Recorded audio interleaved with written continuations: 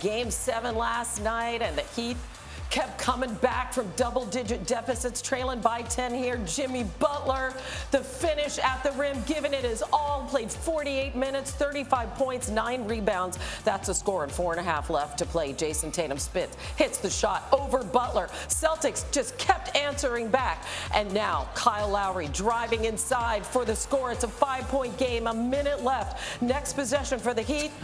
Max Strus, tough three-pointer. Oh, it's a 2-point game. And then this, 25 seconds left. Marcus Smart can't get it to fall. Butler comes up with it. What does he do?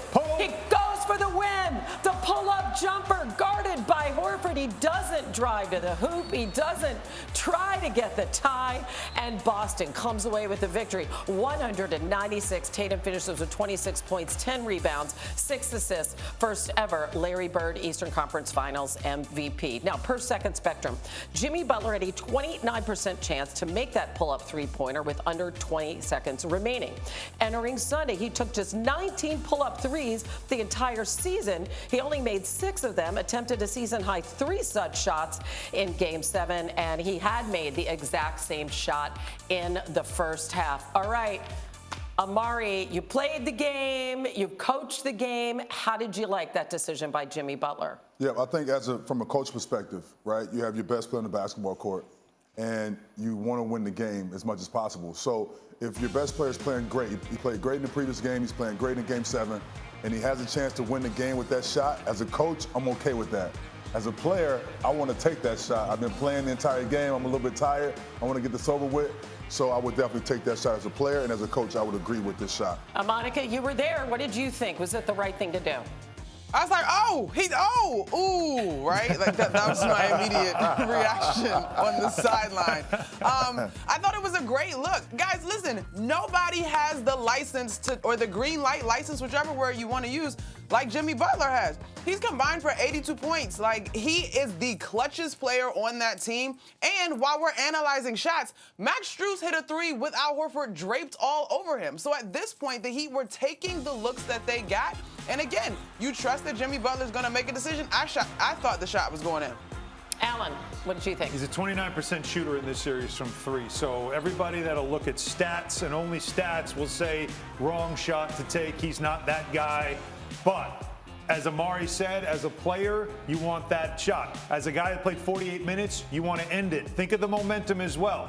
They were on an 11-0 run, and the Celtics were bleeding at that point. They were leaking oil. They were giving the game away. You make a shot like that, that whole Celtics bench loses all their momentum. They lose hope, and the building is now up for grabs. It's a big shot and a big moment. If he makes it today, we're talking about comparing it to one of the great shots in the history of conference finals.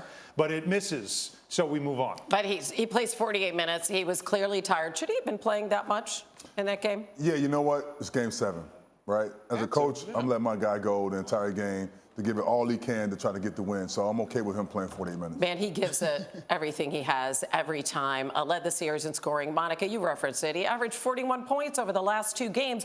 Does he need something else? Does he need another star? We got to get this guy to the finals again and get him a shot at a ring. Monica? You know, depth is a luxury, so being able to add a quality guy is something that I think would help the Heat. But the more I've thought about this question since last night, Vic Oladipo is a guy that was once upon a time was an all-star, a 2-time all-star when he was in Indiana. He shot 37% and averaged 23 points in 2018 and 2.4 steals per game.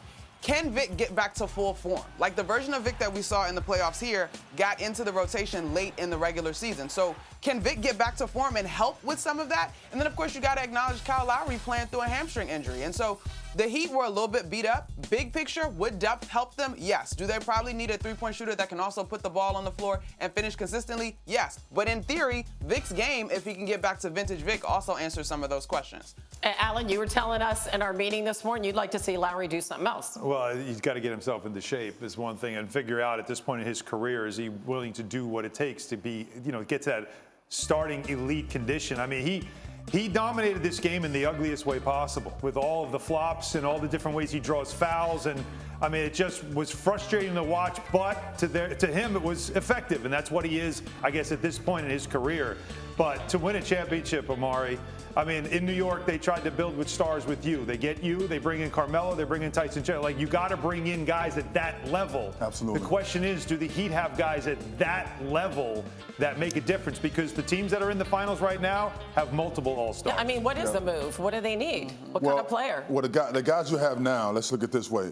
They got to get in shape. Like Alan was saying, Kyle Lowry needs to lose, 10, 12 pounds, get himself in great shape, get his cardiovascular up, and take a very serious approach in the offseason, and so does Bam Adebayo. He's in good shape as far as weight-wise, but he needs to work on his game and improve and learn from what he couldn't do in the playoffs this year.